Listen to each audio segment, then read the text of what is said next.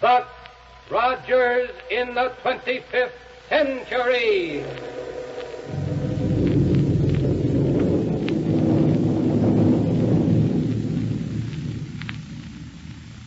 Buck Rogers is on the air, brought to you by the makers of Popsicle, Fudgicle, and Creamsicle, those delicious frozen confections on a stick. And now a message from the famous fellow who won the contest for the typical American boy, Popsicle Pete. Say, kids, seems like everybody's saving bags from Popsicle, Creamsicle, and Fudgicle and getting the dandiest free gifts. Get a free gift list in your ice cream store. It's full of colored pictures of the presents. Everybody loves Popsicle, Creamsicle, and Fudgicle on the handy stick. Are they good? So pure, so delicious, so downright refreshing. Gee, you're making my mouth water. Now they're full of energy, too, and a great big one costs only 5 cents. The biggest nickel's worth I ever saw. And remember, everything that goes into these great big luscious confections is the freshest and the finest. The kind of ingredients Mother uses in her own kitchen. Eat Popsicle, Fudgicle, and Creamsicle as often as you like. They help make you strong, but be sure you get the genuine.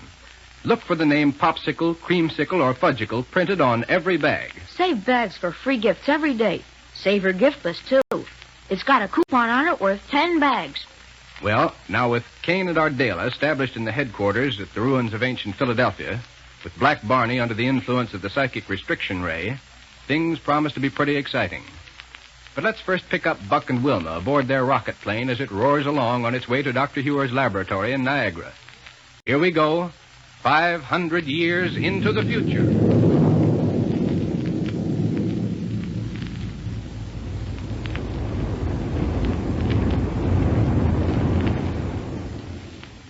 Doggone it, Wilma, I certainly wish I knew why Dr. Huer insisted we turn around and fly back to his laboratory this way. I know it, Buck.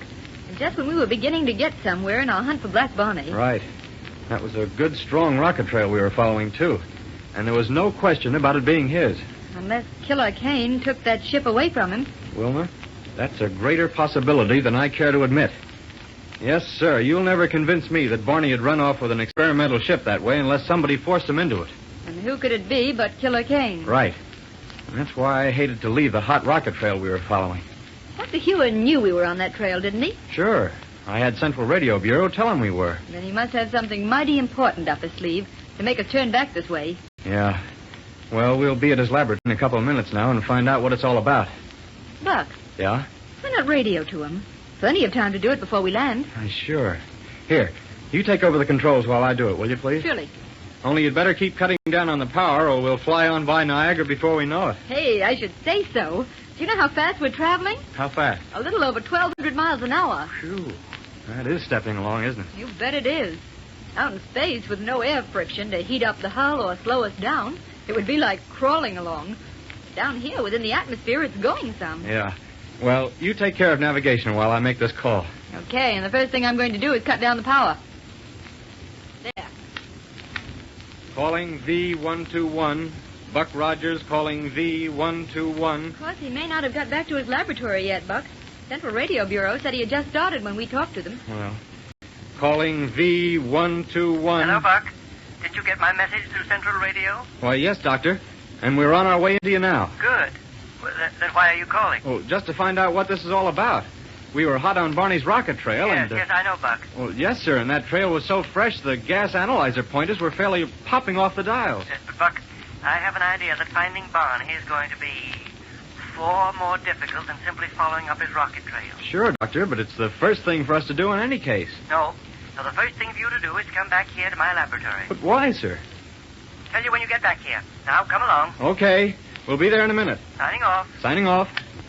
In a minute is right. Want to take over the controls? Yeah, thanks. We can start coasting to a landing in about 2 shakes. Well, take it easy. This ship isn't equipped with the gyrocosmic relativator, you know. I wish it was. Poor old Barney and Willie thought they were doing us a favor when they took off in the ship that was equipped with one. And right now it'd be mighty handy to have it aboard here. Well, here we are. Yep.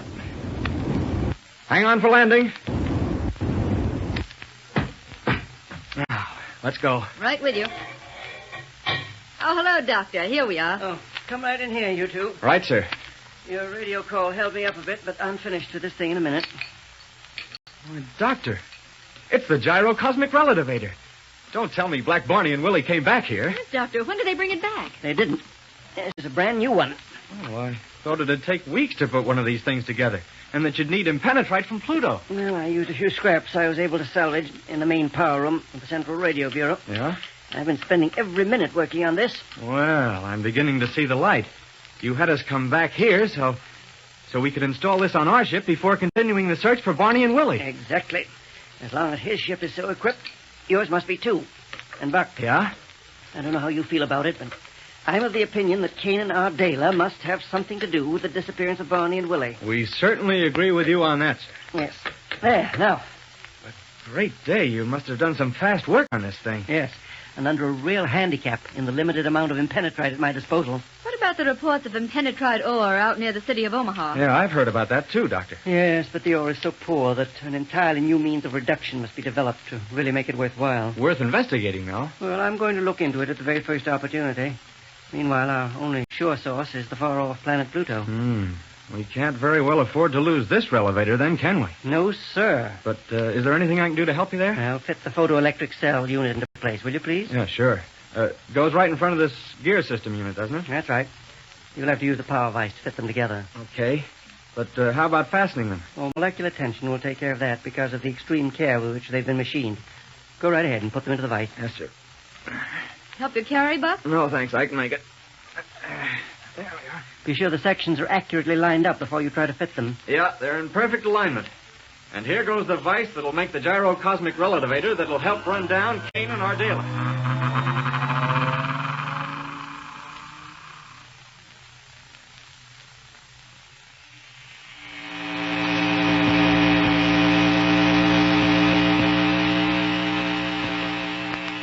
Well, Barney, how do you feel now?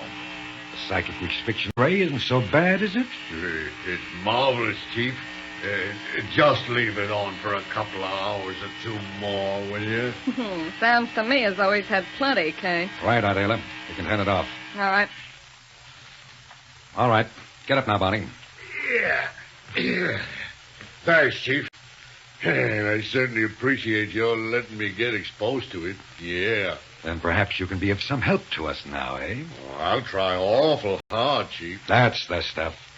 What we ought to do, Ardela, is get hold of Rogers and put him under the psychic restriction ray. Not a bad idea. Dumb as he is, I think he might really be of some use to us. Well, Well? from now on, we've got to take it easy and carefully plan everything we're going to do. Now, Barney. Huh? Yeah, Chief. Go out to where we've buried the rocket ship that has the gyrocosmic relativator on it. Okay. Take along a non-recoil energy projector so you can push the dirt and rocks away from the door of it and get abroad. And then what? Then take out the radio and bring it in here. But be sure you leave the path to the door of that rocket ship clear. How come? I want that ship to be ready for immediate takeoff, just as soon as it gets dark. Okay, Chief, I'll do it right away. How about bringing the ship up out of its hole onto the level ground? Not much. That would leave it in plain sight of anybody who might be flying around looking for us. Oh, yes. Having that natural waterfall out there to cover up the entrance to this headquarters is a real help. Yes. And right here in this old laboratory of Professor Smith's, we have all the scientific apparatus we could possibly want, Ardela. Our setup is perfect. Well, what are we going to do with it? Before anything else, Ardela, we must send Barney out after supplies and equipment. Whoa there, Kane. Wouldn't it be much safer for you to go? Not by a long shot. The minute anyone in this country saw me on the loose, every radio in America would start buzzing. But Barney's all right. People are used to seeing him around, and no matter what he might be doing, nobody would try to interfere with him. Yeah, I guess you're right. Of course I am. The only thing he'll have to do is stay clear of Niagara, where they know he's missing. Yeah, so far as that's concerned, though, they probably know he's disappeared in every city of the country. Ardela, you seem to forget that our friend Barney is Prime Minister of Mars in his spare time. They wouldn't dare broadcast news of his disappearance in this day and age. Okay. What are you going to have him do? Go into a bunch of small towns and pick up all the weapons he can find. And bring us a good, fast space cruiser. What would he do with the ship we have now? Bring it along, too. It's equipped with magnetic grapples, isn't it? Yeah. Then all he needs to do is pick out a likely-looking battle cruiser, clamp onto it with the grapples, and bring it back here. How about the chances of his rocket trail being picked up? No chance. That ship carries a rocket dampener, which I hooked in. It'll leave such a faint trail that the wind will blow it away within a few minutes. Isn't as though he were flying out in space, you know, where there's no wind and a rocket trail stays put. Okay, but don't you think this business of taking a lot of weapons from small towns is dangerous? Suppose somebody sees him taking them and gets suspicious. Then all he needs to do is doff his flying helmet, look official, and pass some remark about being hot on the trail of Killer Kane and Ardela. And what about the chances of Barney's trying to double-cross us? Don't worry. The psychic restriction ray has taken care of that. Well, here he is now. And look at him. What happened to you, Barney?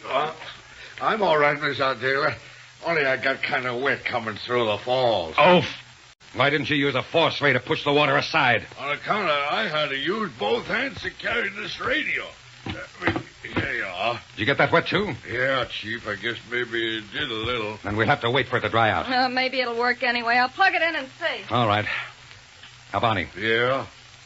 Just as soon as it gets dark, I want you to go out and get us a lot of equipment from the small towns that lie to the west of us. Sure, Chief. Only wouldn't it be a good idea if I was to take along some atomic bombs with me? Atomic bombs? Sure. To blow up the municipal storehouse where I'm going to get the stuff. No, Barney. This is one time you'll have to go about it very quietly and unobtrusively. Yeah, very Huh? Now listen carefully, and I'll tell you what you're to get. For transportation, of course, you can use the rocket plane. That's equipped with these gyros.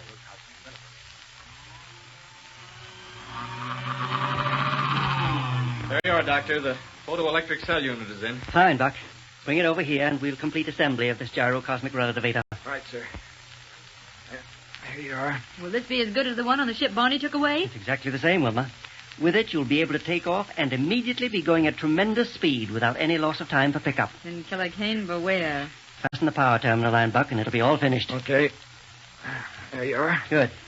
Now, it's all ready to be put aboard your space cruiser. Well, then, let's go. I want to get back on Barney's rocket trail before the wind blows it away. Right. Coming with us, Doctor? No, Wilma, I'm afraid not. I'm very anxious to investigate the possible supply of impenetrite ore near Omaha just as quickly as I can. Which will mean more of these relativators. I hope so. You want to open the door for me, please, Wilma, so I can carry this one out to the ship? Surely, Buck. Perhaps I'd better go out there with you to make sure you get it installed properly. I wish you would, Doctor. There you are, Buck. Thanks. Oh, look. What? Well, yes. And it's coming right down here. But so fast. Who's at the controls? Whoever it is, he's going to crack up. Then look out. Get back, Wilma. Here he comes. Look out!